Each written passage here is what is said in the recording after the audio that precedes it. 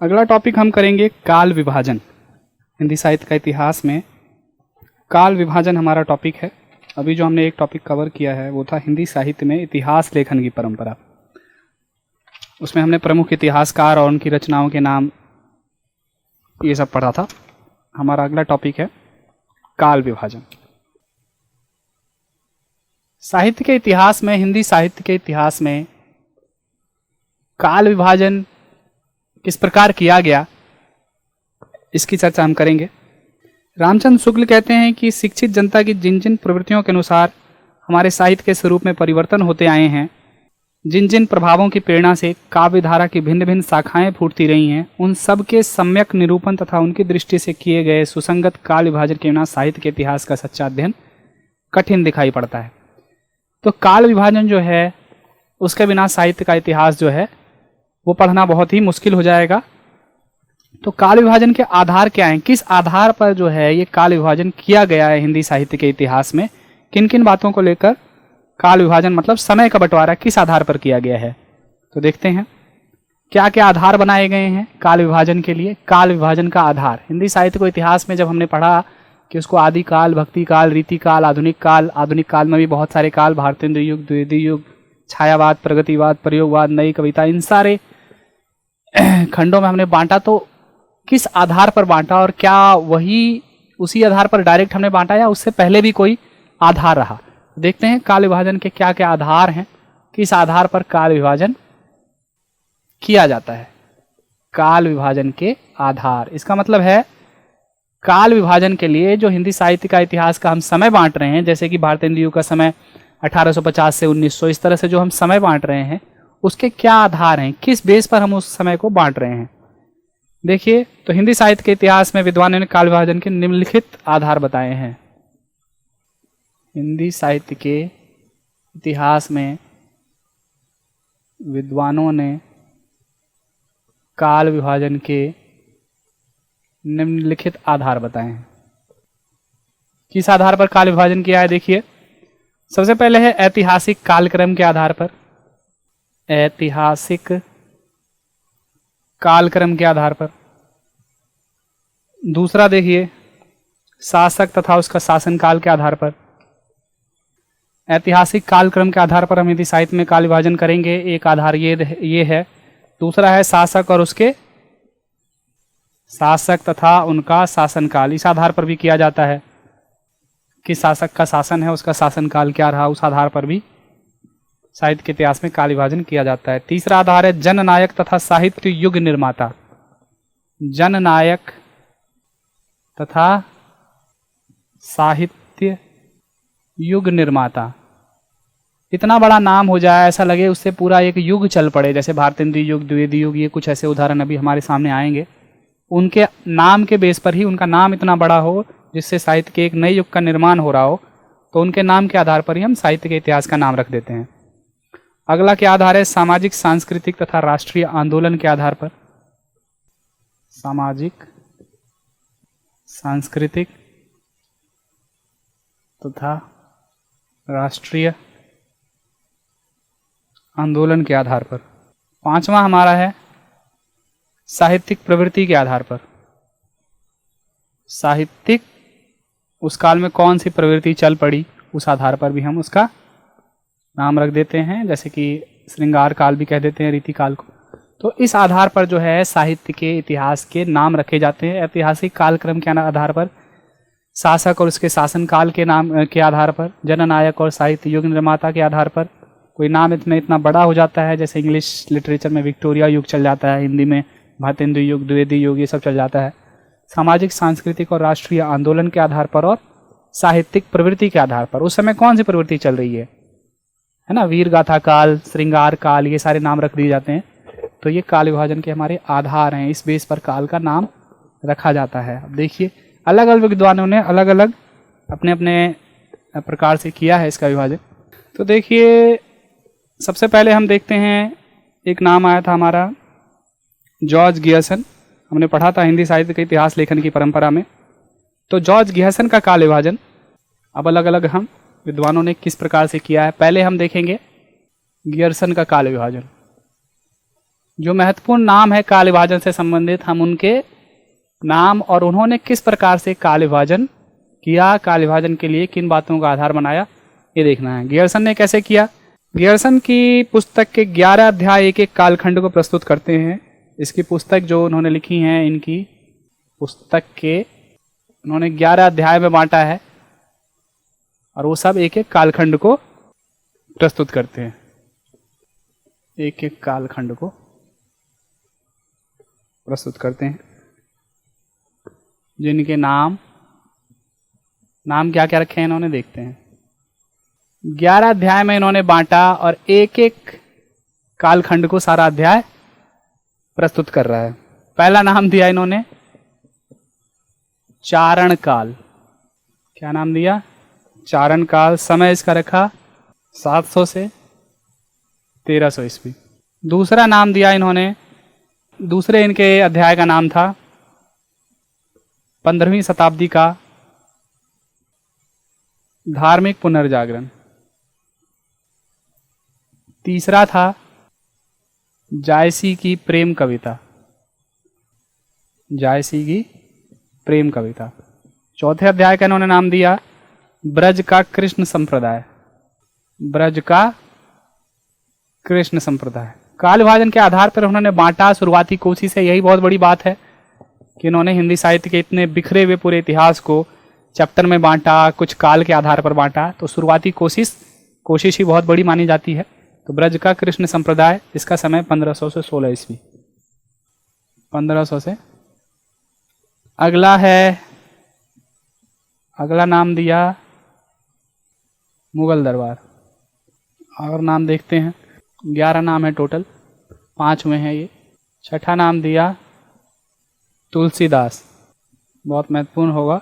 7वां नाम दिया है रीति काव्य। इसका समय भी इन्होंने दिया है 1500 से 1692 ईस्वी, 92 है ये। अगला नाम दिया तुलसीदास के अन्य परवर्ती कवि, 1600 से 1700 ईस्वी। अगला नाम दिया 18वीं शताब्दी। अगला नाम दिया कंपनी के शासन में हिंदुस्तान, कंपनी के शासन में हिंदुस्तान।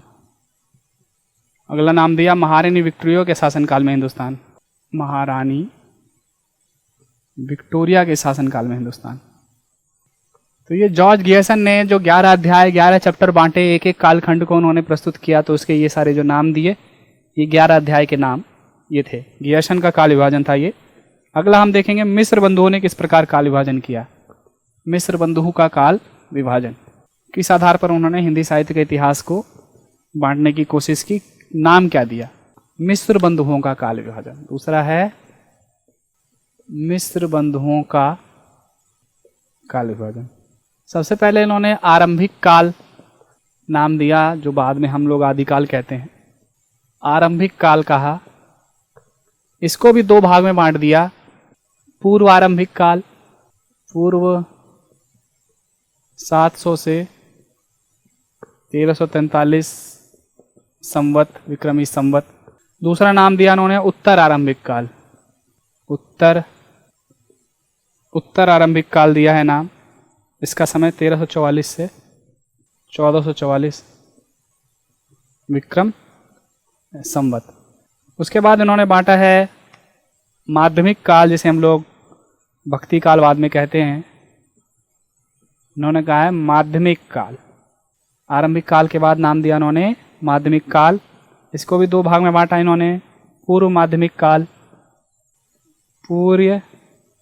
पूर्व माध्यमिक काल। समय इसका 1681 से 1700। अगला है प्रौढ़ माध्यमिक काल। दूसरा दिया प्रौढ़ माध्यमिक काल, 1561 से 1680। 1561 से आरंभिक काल हो गया, ये माध्यमिक काल हो गया। उसके बाद तीसरा इन्होंने बांटा है अलंकृत काल कहा, जिसे हम लोग बाद में रीति काल कहते हैं। तीसरा नाम इन्होंने दिया है अलंकृत काल। पूर्व अलंकृत काल कहते हैं, पूर्व अलंकृत काल 1681 से 1790 विक्रम संवत। उसके बाद है उत्तर अलंकृत काल, उत्तर 1791 से। अगला नाम इन्होंने दिया परिवर्तन काल। अलंकृत काल के बाद अलग जो उन्होंने पूरा नाम दिया, अलंकृत काल को दो भागों में बांटा, पूर्व अलंकृत काल और उत्तर अलंकृत काल। उसके बाद जो उन्होंने नाम दिया परिवर्तन काल। समय रखा है इसका 1890 से 1900। वर्तमान काल अगला नाम दिया, वर्तमान काल 1926 से अब तक। तो ये नाम दिया मिस्र बंधुओं का काल विभाजन। देखिए अलंकृत काल, उसको दो भागों में बांटा, उत्तर अलंकृत और पूर्व अलंकृत और उत्तर अलंकृत। उसके बाद परिवर्तन काल नाम दिया, उसके बाद वर्तमान काल इसका ये समय। ये था मिस्र बंधुओं का काल विभाजन। अगला काल विभाजन हम देखेंगे रामचंद्र शुक्ल का। जो भी महत्वपूर्ण नाम है उनके काल विभाजन हम देखेंगे। अगला है हमारा आचार्य रामचंद्र शुक्ल का काल विभाजन। तीसरा है बहुत बड़ा नाम, आचार्य रामचंद्र शुक्ल का काल विभाजन। इन्होंने नाम दिया वीर गाथा काल 1050 से 1300। दूसरा नाम दिया इन्होंने भक्ति काल, इसका समय 1375 से 1700 संवत। तीसरा नाम इन्होंने दिया रीति काल। आमतौर पर यही प्रचलन में रहा, बस वीर गाथा काल को स्वीकार नहीं किया गया, उसको आदिकाल कहा गया और गद्य काल के लिए आधुनिक काल नाम चल पड़ा। संवत 1700 लेकर 1900 तक। चौथा नाम दिया इन्होंने गद्य काल कहा, जिसे हम क्या कहते हैं आधुनिक काल। 1900 से 1984 संवत। तो ये उन्होंने आचार्य रामचंद्र शुक्ल का काल विभाजन था। वीर गाथा काल नाम दिया, भक्ति काल नाम दिया, रीति काल, गद्य काल, ये उसका समय। वीर गाथा काल के लिए हमारा नाम स्वीकार नहीं किया गया पूरी तरह से इसको विद्वानों ने, तो उसको आदिकाल नाम दिया गया। और गद्य काल के लिए जो है आधुनिक काल नाम ज़्यादा प्रचलित रहा। तो ये हमारा था आचार्य रामचंद्र शुक्ल का काल विभाजन। अगला है हमारा डॉक्टर राम कुमार वर्मा का काल विभाजन। अगला है डॉक्टर राम कुमार वर्मा का काल विभाजन। पहला जो उन्होंने नाम किया इसको हम कह रहे हैं संधि काल। इसका समय 750 से 1000। दूसरा जो नाम है वो है चारण काल। तीसरा जो नाम दिया वो दिया भक्ति काल। चौथा जो नाम दिया रीति काल। संधि काल पहला नाम दिया है 750 से 1000 संवत। चारण काल नाम दिया 1000 से 1375। भक्ति काल 1375 से 1700। रीति काल संवत 1700 से 1900। उसके बाद नाम दिया आधुनिक काल 1900 से आगे। तो ये डॉक्टर राम कुमार वर्मा का हमारा काल विभाजन था। अगला काल विभाजन हम देखेंगे आचार्य हजारी प्रसाद द्विवेदी का काल विभाजन। अगला काल विभाजन है हमारा आचार्य हजारी प्रसाद द्विवेदी का काल विभाजन। यह है आदिकाल, उन्होंने नाम दिया, यह आदिकाल प्रचलन में रहा। भक्ति काल सारे नाम प्रचलन में हो गए। संवत 1350 से 1700। तीसरा नाम दिया रीति काल। चौथा नाम दिया आधुनिक काल संवत 1900 से आगे। तो ये आचार्य हजारी प्रसाद द्विवेदी का काल विभाजन था। आदिकाल संवत 1000 से 1350, भक्ति काल 1350 से 1700, रीति 1700 से 1900, आधुनिक 1900 से आगे। ये हजारी प्रसाद द्विवेदी का काल विभाजन था। लेकिन अब जो प्रचलन में है, आमतौर पर अब जो प्रचलन में है वो क्या है? अद्यतन उपलब्ध सामग्री के आधार पर हिंदी साहित्य के काल विभाजन का। अद्यतन उपलब्ध सामग्री के आधार पर मतलब अप टू डेट अब जो प्रचलन में है काल विभाजन, वो क्या है? वो है हमारा पहला है आदिकाल, 1000 ईस्वी से 1350 ईस्वी। दूसरा है भक्ति काल 1650 ईस्वी से आधुनिक काल 1850 ईस्वी से अब तक। प्रचलन में यही चल रहा है अब, जो अप टू डेट है। आदिकाल 1000 से 1350 ईस्वी है, वो सारे संवत थे, अब ईस्वी आ गया। आदिकाल का समय 1000 से 1350 ईस्वी तक, भक्ति काल का 1350 ईस्वी से 1650 ईस्वी तक, रीति काल 1650 से 1850, आधुनिक काल 1850 से अब तक। आधुनिक काल को भी कई भाग में बांटा गया।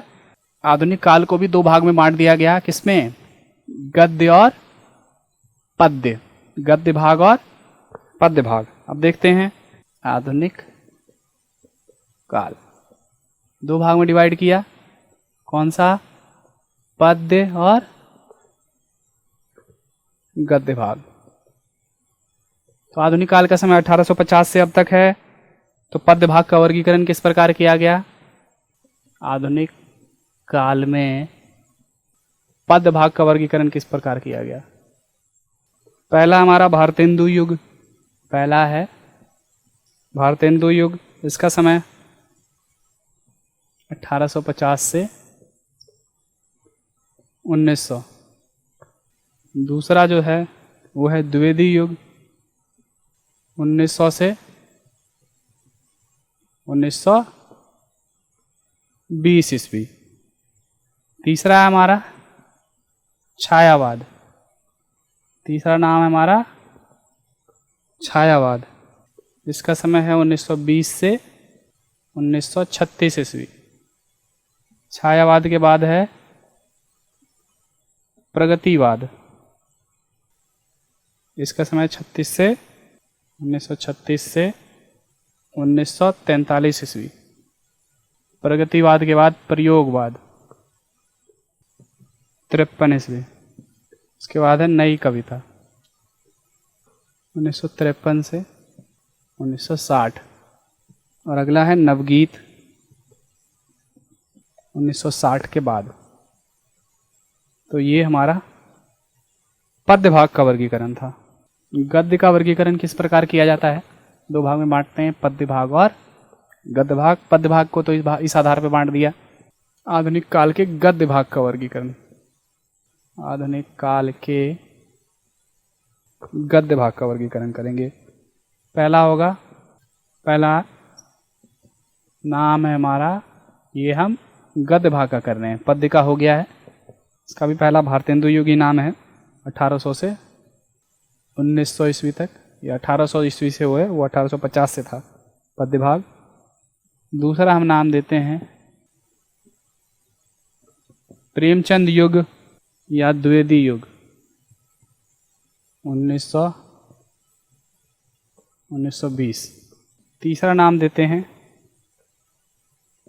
प्रसाद युग या शुक्ल युग कहेंगे इसका। ये है 1920 से 1936।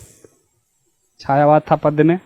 चौथा जो नाम देते हैं वो है, गद्य में जो नाम देते हैं वो है प्रसादोत्तर युग या शुक्लोत्तर युग कहते हैं इसे।